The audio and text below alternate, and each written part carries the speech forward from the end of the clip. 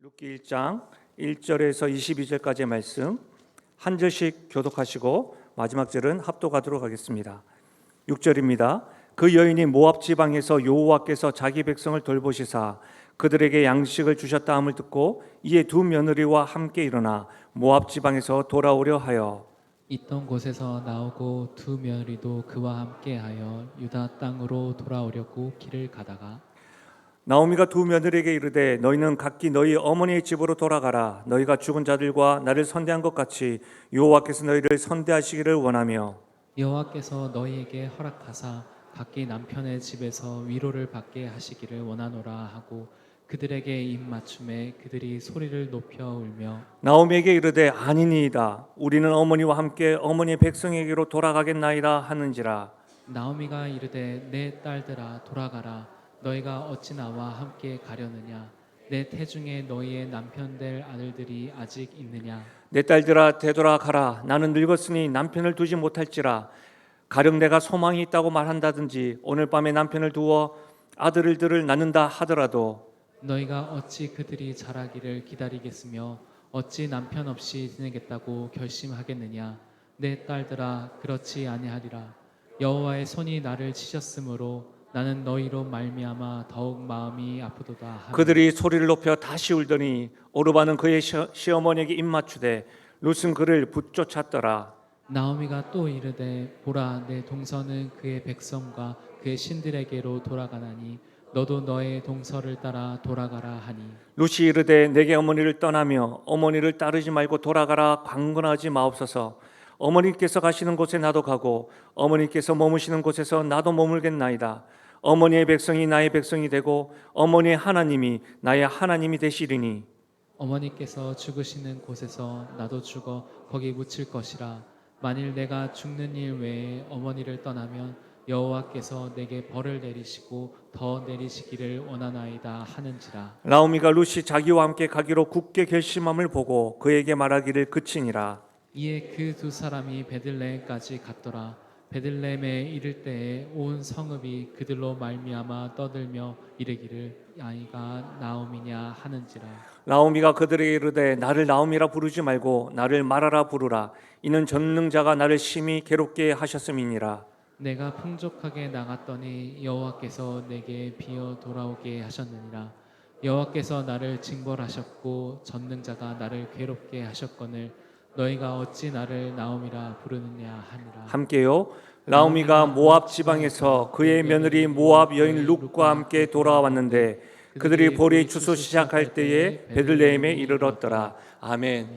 오늘 말씀을 전해주시는 김재영 교수님, 목사님은 고려신학대학원에서 교회학을 지도하고 계십니다.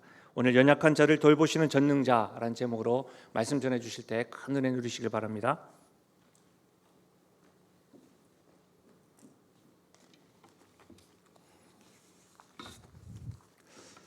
예, 우리 영신교회 성도님들 이렇게 뵙게 돼서 참 반갑습니다.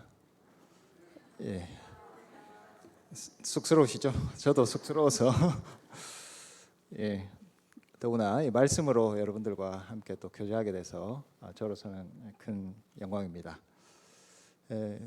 세 여인이 대화를 어디서인가 나누고 있습니다. 세 여인은 다 아시는 것처럼 시어머니와 두 며느리입니다. 제가 어디선가라는 표현을 쓴 이유는 이 장소가 특정되지 않았기 때문입니다. 이 장소가 보여주는 중요한 상징이 있습니다. 이 세 사람은 이미 모압 땅을 떠났습니다. 1장 6절에 보시면은 이들이 이미 모압 지방에서 돌아오려 한다. 그래서 모압이라는 땅을 떠났는데 7절에 보면 아직 유다 땅에 들어오지 못하고 그곳에 가려고 길을 가고 있다. 그렇게 말하고 있습니다. 어딘지는 알 수 없지만 분명한 것은 모압 땅을 떠났지만 아직 유대에 들어오지 못한 모압과 유대 어딘가에 어중간한 어느 곳에서 이 세 사람이 매우 진지하고도 또 슬픈 대화를 나누고 있습니다. 이 장소가 왜 상징이 되느냐? 그것은 이들이 가진 하나님에 대한 믿음이 이 장소처럼 어중간하기 때문에 그렇습니다. 모압에 속한 것도 아니고 그렇다고 완전히 유대에 들어간 것도 아닌 이 장소가 어떻게 보면 이들이 가진 영적 상태의 중요한 상징이 되고 있는 것 같습니다. 먼저 이 나오미라는 시어머니를 중심으로 한번 생각을 해보겠습니다. 나오미는 엘리멜렉의 아내였습니다. 이 엘리멜렉 가문은 원래 베들레헴에 살고 있었습니다. 베들레헴은 원래 뜻이 떡집, 빵집이라는 뜻입니다. 빵이 많아야 되겠죠. 빵집에 그런데 빵이 떨어졌습니다. 이곳에 기근이 임했습니다. 먹을 것이 없으니 어딘가로 옮겨가야 되겠다고 생각한 것은 당연할 수도 있을 것 같습니다. 그래서 이 엘리멜렉 가문은 모압이라는 이방 민족의 땅으로 이민을 가게 되었습니다. 근데 이 모압이라는 땅이 참 묘한 땅입니다. 신명기 23장 3절부터 6절까지입니다. 여러분들 성경이 있으시면은 같이 한번 찾아볼까요? 신명기 23장 3절 4절만 찾아보겠습니다.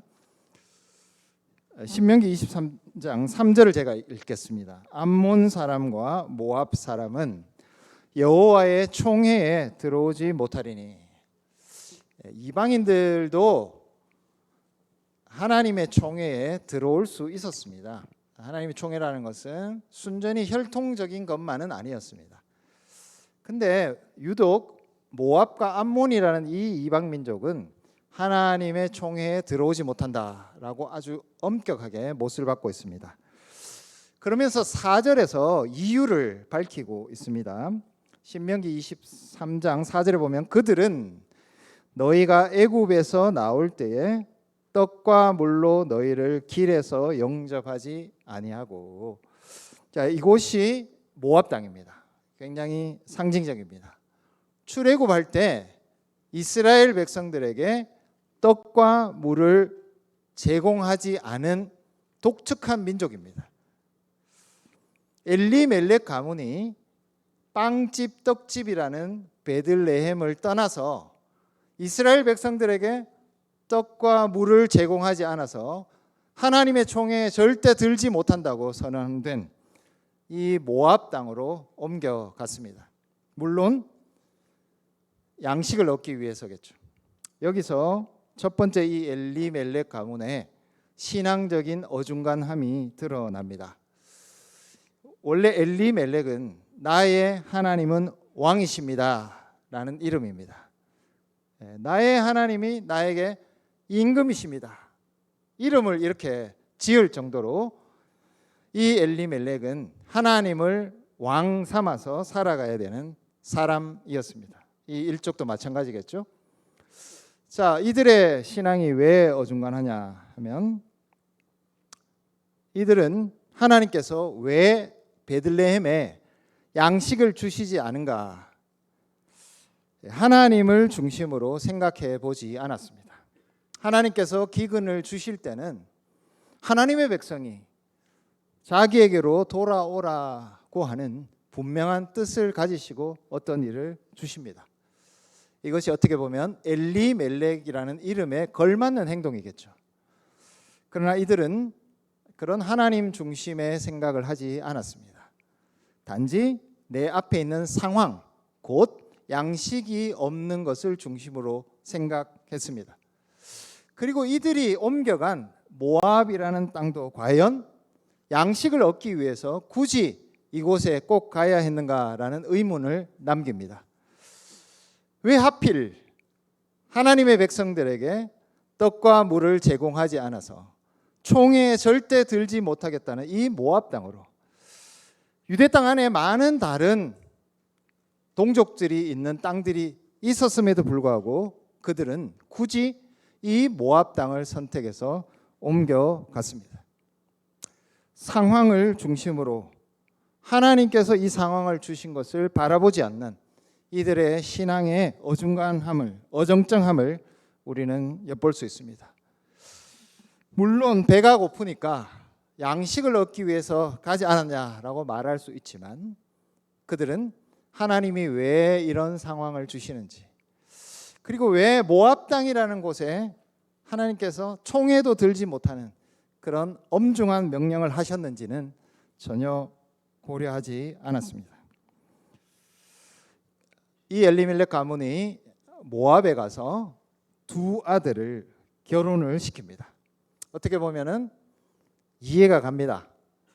모압 땅에 갔으니 여인을 구할 수가 없을 것이고, 그래서 두 아들은 자연스럽게 모압 땅에 있는 이방 여인들과 결혼했을 것입니다. 여기에도 일말의 아쉬움이 남습니다.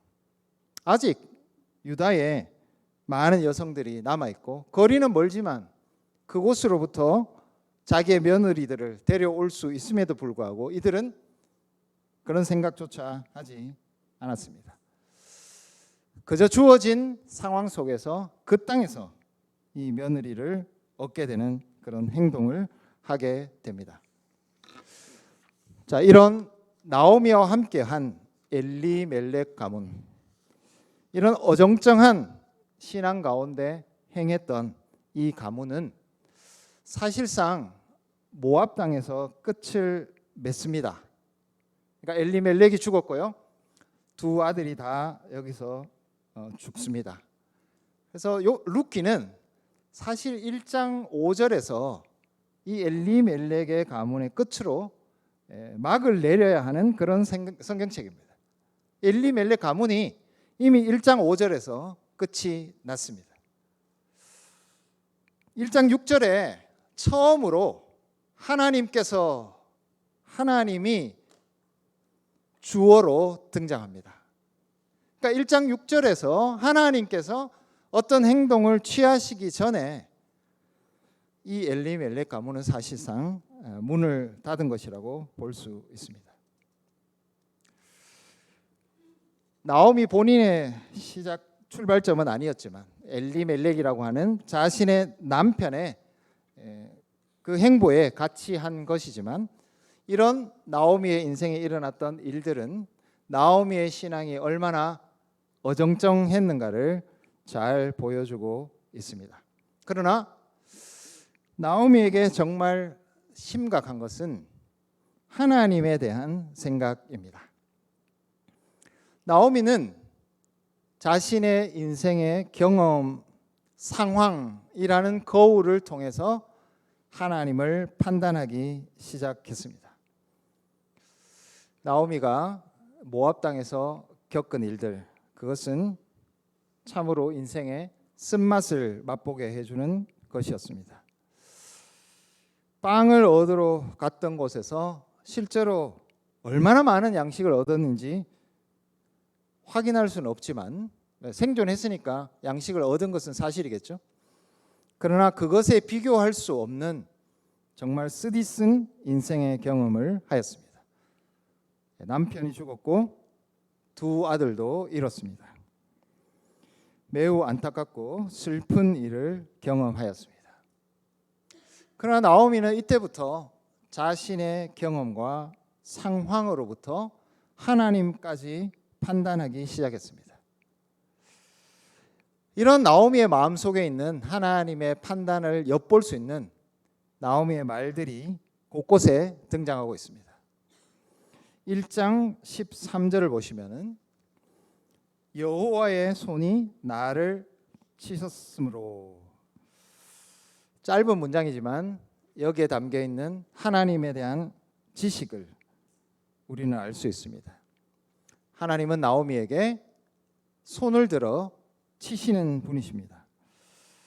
원래 하나님의 손은 자기 백성을 도우시는 전능의 손입니다. 근데 그 전능의 손으로 내 인생을 치고 계시다라는 것이 나오미의 하나님에 대한 판단입니다.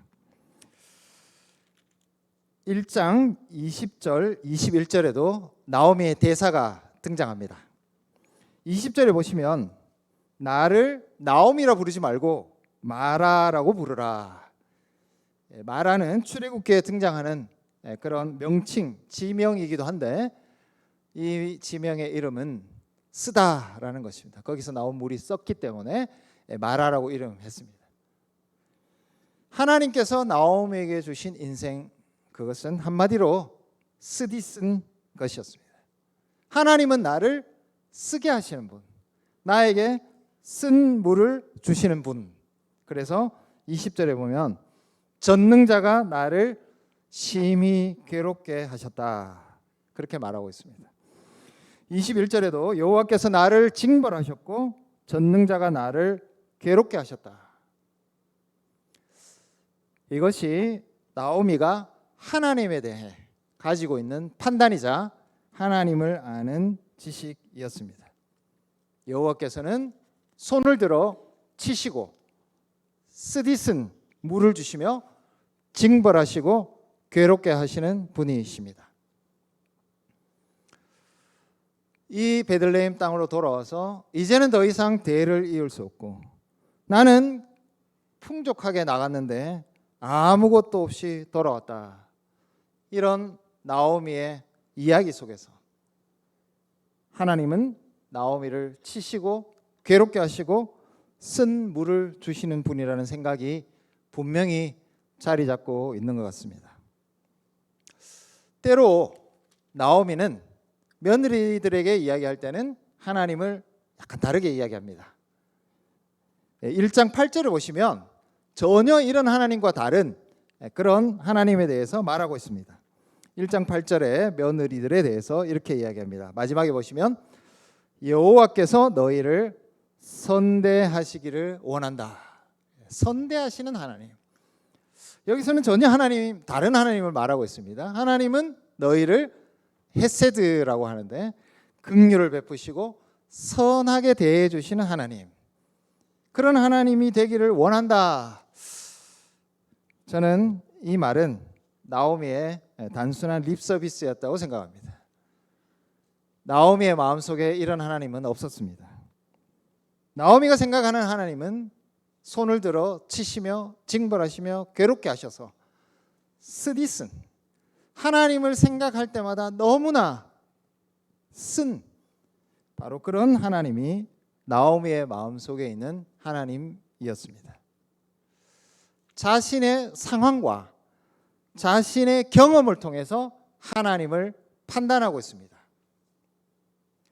근데 이 판단이 정확할까요? 이것이 나오미가 가지고 있는 신앙의 어중간함의 핵심이었습니다. 하나님께서 베들레헴에서 양식을 주시지 않을 때 하나님은 자기 백성을 사랑하셔서 자기로 돌아오게 하시려고 이 양식을 주시지 않았습니다. 이들이 모압으로 떠났을 때도 그들을 버리지 않고 그들을 돌아오게 하시려고 6절 말씀에 보면 여호와께서 자기 백성을 돌보셨다. 하나님은 자기 백성을 돌보셔서 그 모압 땅에 내팽개쳐져 있는 하나님을 전혀 믿지 않는 땅을 선택해서 거기서 양식을 얻겠다고 떠나간 그들을 돌보셔서 베들레헴으로 돌아오게 하시려고 베들레헴에 양식을 주셨던 분이십니다. 나오미는 빈손으로 풍족하게 나갔다가 빈손으로 돌아온다고 고백하고 있지만 하나님께서는 아무것도 없이 돌아온 나오미에게 후손을 주시고 풍족한 먹을 것을 공급해 주시고 계시는 하나님이십니다. 우리는 룻기를 읽을 때 이 아무것도 없이 돌아온 나오미와 룻이 보아스의 집안을 통해서 얼마나 풍족한 것을 얻는가, 그리고 그 자손을 어떻게 이어가는가, 그리고 그 자손에게서 다윗 왕이 어떻게 태어나는가를 우리에게 보여주고 있습니다. 나오미의 짧은 경험, 나오미의 인생에 일어났던 상황, 그것을 통해서 판단한 쓰디쓴 하나님, 그런 관점에서 보자면, 거기에 제안에서 하나님을 보자면 하나님께서 베풀어 주신 그 뒤의 은혜와 하나님께서 자기 백성을 돌보시는 것과 선대해 주시는 것과 자손을 이어서 다윗 왕을 나시게 하시는 것과 이 나오미와 룻이 아무것도 없음에도 불구하고 그에게 양식을 채워주시는 것, 이런 하나님은 도무지 보이지 않을 것입니다. 그러나 사랑하는 성도 여러분, 우리가 경험하는 그 경험 안에서 바라보는 하나님과 진짜 하나님은 전혀 다르신 분이십니다. 하나님의 길은 우리가 상상할 수 없습니다. 하나님의 사랑은 우리가 도무지 이해할 수 없는 깊이를 가지고 있습니다. 하나님께서 자기 백성을 돌보시는 그 선대하심은 우리가 생각할 수 없는 상상 바깥의 그런 범위를 가지고 있습니다. 나오미의 신앙의 어중간함은 그저 자기 앞에 보이는 상황을 따라서 살아갔을 뿐만 아니라 그 작은 상황과 경험을 통해서 하나님의 모든 것을 판단해버린 것입니다. 자신의 작은 경험 안에서 하나님이 어떠신가에 대한 지식을 모두 재단해 버렸습니다. 하나님은 실제로 전혀 그러시지 않은 분이신데 그저 자기의 인생에서 일어났던 그런 일들을 통해서 하나님은 쓰디쓴 분이라고, 하나님은 그 손을 들어 나를 치고 계시는 분이시라고 판단해 버렸습니다. 하나님께서 우리의 인생에서 주신 모든 일들은 때로 우리에게 쓰디쓴 것일 수도 있습니다. 하나님께서 우리에게 경험하시는 몇 가지 일을 통해서도 하나님께서 우리를 대적하시고 치고 계시는 분으로 생각할 수 있습니다. 그러나 하나님은 우리가 생각하는 것보다 훨씬 깊으신 분이십니다. 그의 인도하심은 우리가 미리 재단할 수 없습니다. 그가 우리의 인생에 준비해 놓으신 풍족함은 우리가 상상할 수 없는 것입니다. 하나님에 대해서 이렇게 오해하고 잘못 판단한 나오미의 잘못된 하나님 지식은 나오미뿐만 아니라 그 며느리들에게도 영향을 미치고 있습니다. 나오미가 좋은 시어머니냐? 여러분들 좋은 시어머니 이런 말이 잘 세상에는 없는데 제가 볼 때는 나오미는 참 좋은 시어머니였던 것 같습니다. 오늘 우리가 읽은 본문을 보면 길게 나오미와 그 며느리들의 대화가 나오는데 이 나오미의 말을 보면은 정말 며느리들을 사랑하는 그런 시어머니인 것 같습니다. 나를 따라서 이방 땅에, 그러니까 며느리들에게는 이방 땅이죠. 같이 베들레헴으로 돌아간다면 너희들에게는 소망이 없다. 낯선 땅이고 거기 가면은 어떤 천대를 받을지 모르고 또 거기 가서 제일 중요하게 후손을 이어서 남편을 만나서 후손을 이어갈 가능성이 도무지 없다. 차라리 이때까지 살아가던 그 익숙한 땅 모압 땅에서 당신들은 머무르십시오. 이런 이야기를 보면 시어머니로서의 나오미는 참 따뜻하고 며느리들을 잘 배려하는 그런 시어머니인 것 같습니다. 여기에서도 나오미가 가지고 있는 하나님 신앙이 얼마나 불확실했는가를 우리는 짐작할 수 있습니다. 모압 땅이 어떤 땅입니까? 거기에는 하나님이 없습니다. 하나님을 믿는 신앙도 없습니다. 하나님을 통해서 그 백성에게 속하게 되는 영광도 없는 도무지 하나님을 모르는 땅입니다. 직접적으로 이야기하자면 이곳은 하나님 없는 지옥과 같은 땅입니다. 이 나오미의 친절한 말을 뒤집어서 이야기해 보자면 두 며느리가 전혀 하나님 없는, 하나님을 경배하지 않는 땅으로 밀어 넣어 버리는 말들입니다. 참 친절한 나오미의 이 배려가 조금만 뒤집어서 생각하면 하나님이 전혀 없는 곳으로 그냥 돌아가서 무의미한 인생을 살고 끝내라는 말로 우리는 해석할 수 있습니다. 참 친절한 시어머니인데 하나님을 아는 지식이 없으므로 이 두 며느리를 하나님 없는 곳으로 돌아가라고 권면하고 있는 것입니다. 나오미가 가지고 있는 하나님에 대한 분명한 확신이 없는 어중간한 이런 상태는 두 며느리에게 영향을 미쳐 오르바는 결국 이 땅으로 돌아가고 맙니다. 이 세 여성이 대화하고 있는 어떤 땅, 어딘가 모압과 유다 사이에 있는 이 어정쩡한 장소, 그것이 나오미가 가지고 있는 신앙의 모습을 우리에게 보여주고 있는 것 같습니다. 이제 초점을 조금 옮겨서 룻이라는 여성을 함께 보고자 원합니다. 룻은 이방 여인이었습니다. 이 이방 여인이 하나님에 대한 지식을 가지고 있었을까? 가능성은 별로 없습니다. 뿐만 아니라 나오미와 엘리멜렉 그 가문의 신앙적인 상황을 생각해 보면 그들을 통해서 룻이 살아계신 여호와 하나님에 대해서 충분히 배웠으리라는 보장이 없습니다.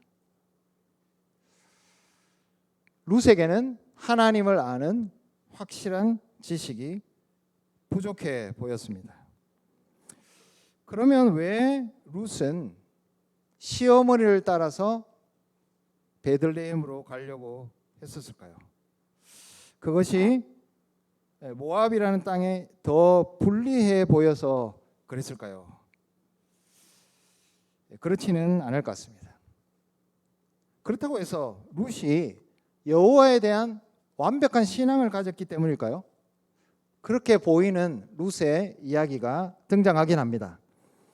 1장 16절에 보시면 어머니의 백성이 나의 백성이 되고 어머니의 하나님이 나의 하나님이 되시리니. 우리 일반적으로 이 룻의 고백을 정말 의미 있는 고백으로 생각합니다. 그러나 때로 이방인들 가운데 여호와 하나님을 여러 신들 중에 한 하나님으로 생각하는 그런 경우들도 등장합니다. 과연 룻이 여호와 하나님을 확실히 자기가 믿는 유일하신 하나님으로 받아들이고 있었을까? 거기에 대해서 우리는 쉽게 결론 내리기가 어려운 부분이 있습니다. 다니엘서 3장 찾아보실 필요 없습니다. 다니엘서 3장 27절에 보면은 우리가 잘 아는 느부갓네살 왕이 나옵니다. 그리고 풀무불에 사드락과 메삭과 아벳느고를 집어넣는 사건, 잘 아시는 사건입니다. 이 일이 있고 난 뒤에 느부갓네살 왕이 어떤 고백을 하느냐 하면 사드락과 메삭과 아벳느고의 하나님을 찬송할지어다. 느부갓네살이 하나님을 찬송했습니다. 사드락과 메삭과 아벳느고의 하나님을. 그러나 이 고백이 있고 난 뒤에 느부갓네살 왕이 여호와 하나님을 확실히 믿는 그런 참된 신앙으로 회심했다. 그런 증거는 없습니다. 이방인들은 여러 신들을 믿는 다신교 가운데 있었습니다. 여호와라는 이 신은 여러 신들 중에 한 신에 불과했습니다. 아마도 룻이 1장 6절에서 이야기했던 어머니의 백성이 나의 백성이 되고 어머니의 하나님이 나의 하나님이 되리라 라는 것은 우리가 일반적으로 알고 있는 여호와 하나님에 대한 확고하고 분명한 신앙 때문에 이 고백을 한 것이 아니라 희미하게 나오미가 믿는 하나님을 나도 쫓겠다라고 하는 여러 신들을 믿어왔던 모압 땅에 살았던 한 여성의 이야기에 불과하다는 것을 우리는 생각할 수 있습니다. 룻의 신앙도 이처럼 결핍이 있었습니다. 나오미와 같이 룻도 연약한 믿음 가운데 있었습니다. 그러나 작은 부분이지만 단 하나 룻이 나오미와 달랐던 점이 있습니다. 정말 작은 것입니다.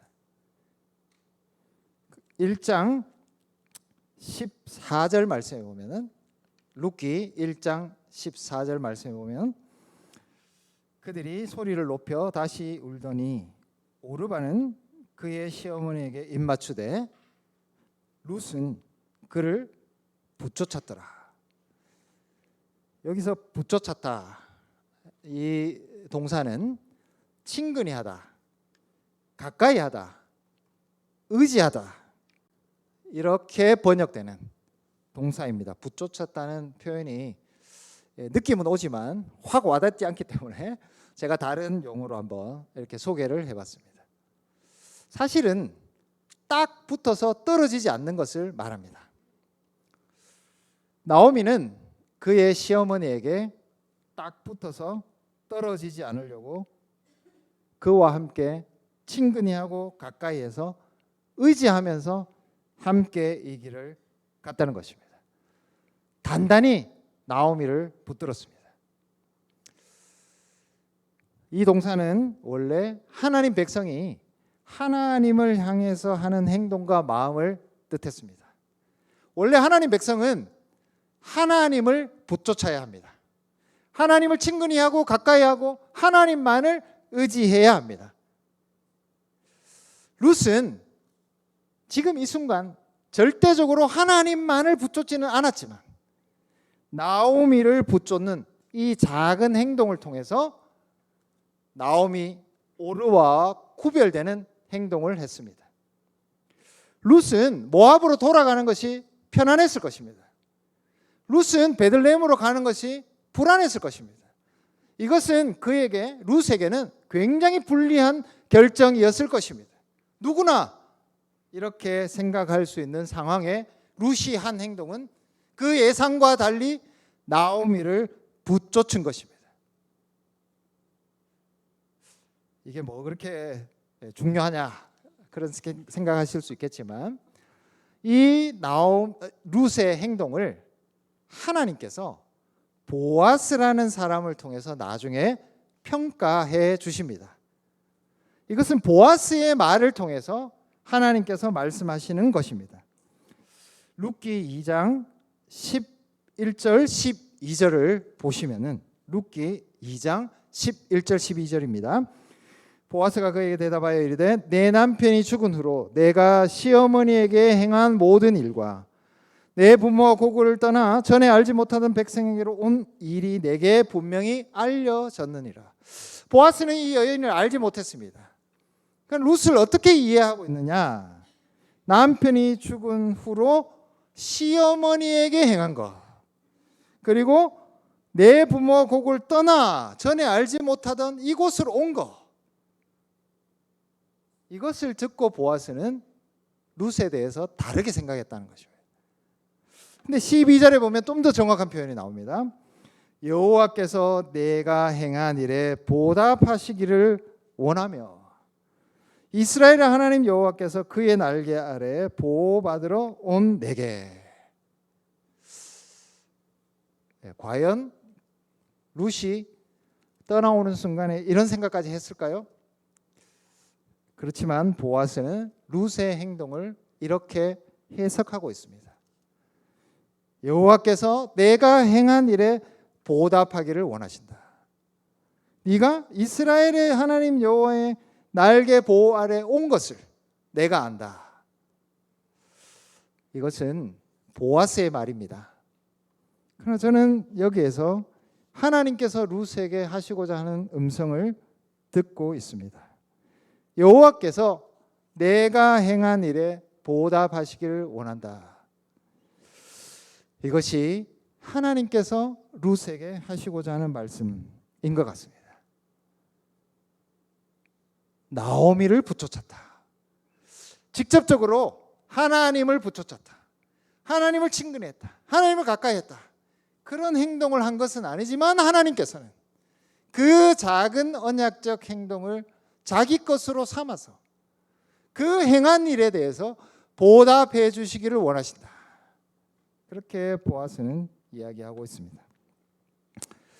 나오미는 며느리들에게 집, 남편, 위로, 선대 그것을 두고 그냥 모압 땅으로 돌아가라고만 이야기했습니다. 유대 땅에는 그런 것이 전혀 없을 것이라고, 네가 살던 익숙하던 모압 땅으로 그냥 가라고 그렇게 이야기합니다. 사실 이 순간까지만 해도 나오미도 룻도 절대적인 확신은 없었을 것입니다. 그러나 룻은 나오미를 붙잡기로 선택했습니다. 작은 선택이었습니다. 그의 선택이 작은 결정이 하나님 안에서는 신실하게 받아들여졌습니다.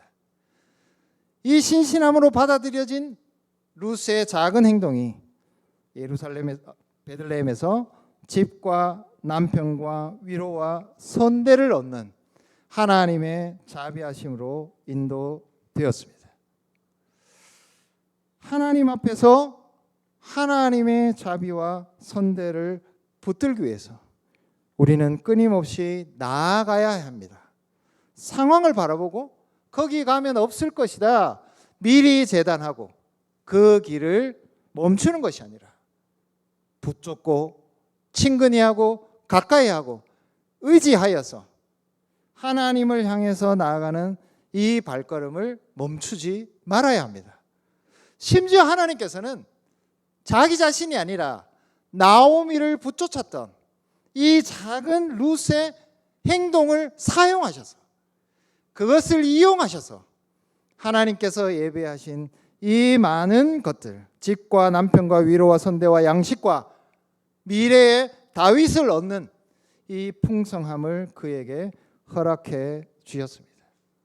나의 눈과 나의 통찰력 그것으로 판단한 하나님이 아니라 거기에서 멈추신 하나님이 아니라 말할 수 없는 자비와 풍성하심으로 인도하신 하나님이 기다리고 계셨습니다.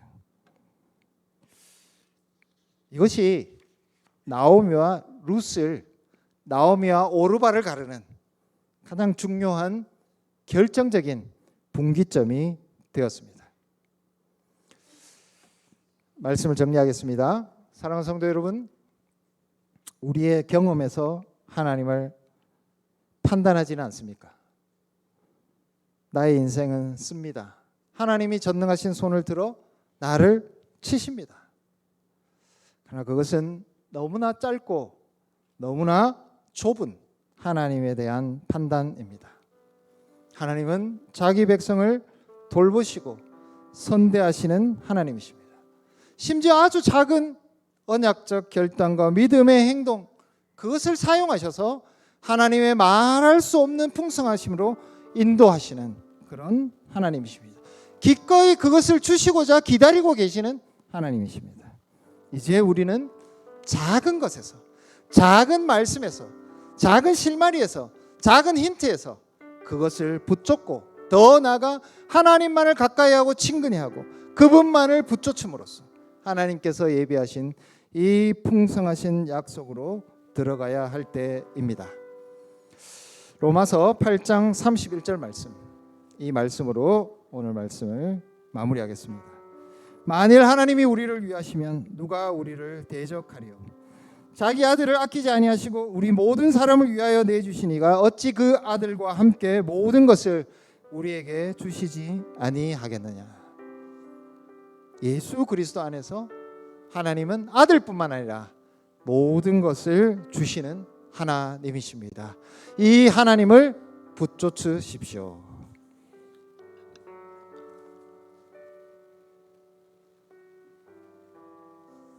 말씀을 기억하시면서 우리 어려운 일 당할 때 찬양하도록 하겠습니다.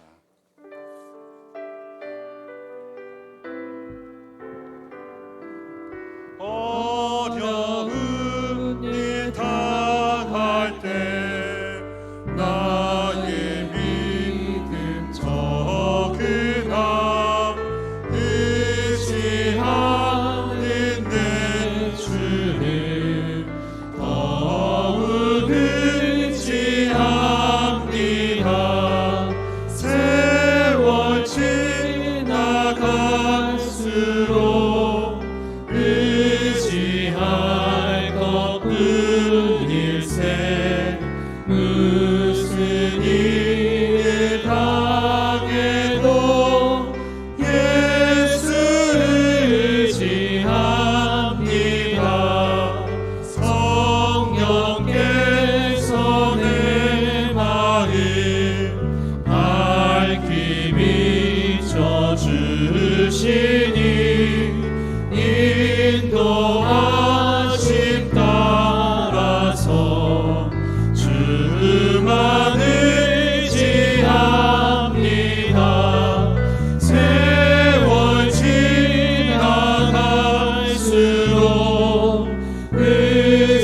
의지할 것뿐일세 무슨 일을 당해도 예수 의지합니다. 밝을 때의 노래와 어두울 때의 기도로 위태할 때 보응을 주께 사절하겠습니다. 생명이 있을 동안에 세월 지나갈수록 의지할 것뿐일세 무슨 일을 당해도 예수 의지합니다. 생명이 있을 동안에 예수 의지합니다. 천국 올라가도록 의지할 것뿐일세 세월 지나갈수록 의지할 것뿐일세 무슨 일을 당해도 예수 의지합니다. 우리 이 시간 한번 기도하실까요? 우리 선포된 말씀을 켜가며 이렇게 한번 기도하도록 하겠습니다. 하나님, 주님의 말씀에 떠나지 않게 하여 주시옵소서. 항상 하나님 말씀이 나의 삶의 기준이 되어서 말씀 중심적으로 살아가는 저희들 되게 하여 주시고, 말씀을 떠나지 않는 삶 살아가게 하여 주시옵소서. 두 번째로 기도하실 때에 연약한 자를 돌보시는 선대하신 하나님만을 소망하며 살아가게 하여 주시옵소서. 우리 하나님을 의지하며 어려움을 당할 때마다 우리에게 도움 주시고 우리를 책임져 주시는 그 하나님만을 소망하며 살아가게 하여 주시옵소서. 이 두 가지 기도 제목 가지고 이 시간 동서로 기도하도록 하겠습니다. 오 살아계신 하나님 아버지, 우리가 주님의 말씀을 떠나지 않는 삶 살아가게 하여 주시기를 간절히 소망합니다. 항상 주님 말씀 의지하며 담대히 나가는 저희들 될 수 있도록 인도하여 주시기를 간절히 소망합니다.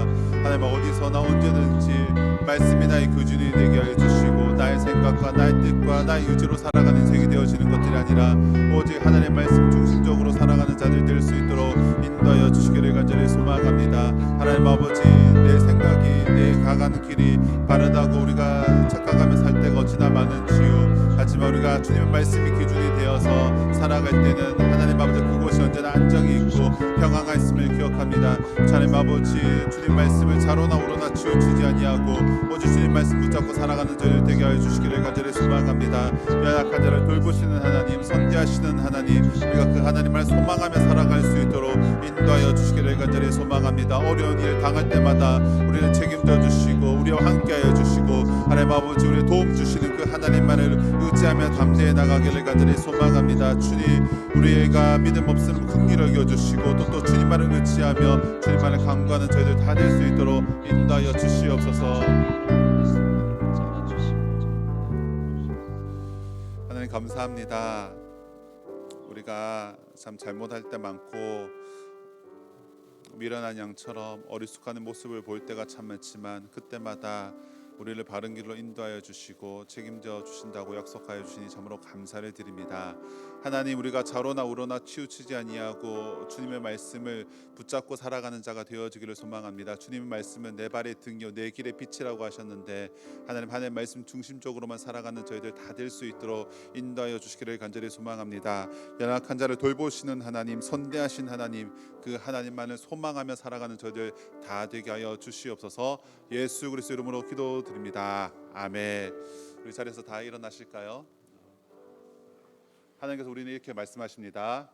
나는 하나님으로부터 부름받은 하나님의 자녀입니다. 우리는 세상으로 보냄받은 그리스도의 제자입니다. 축도하시겠습니다. 주 예수 그리스도의 은혜와 하나님의 사랑과 성령의 교통하심이 이 자리에 모인 모든 주의 백성들 위해 영원토록 함께 있을지어다. 아멘.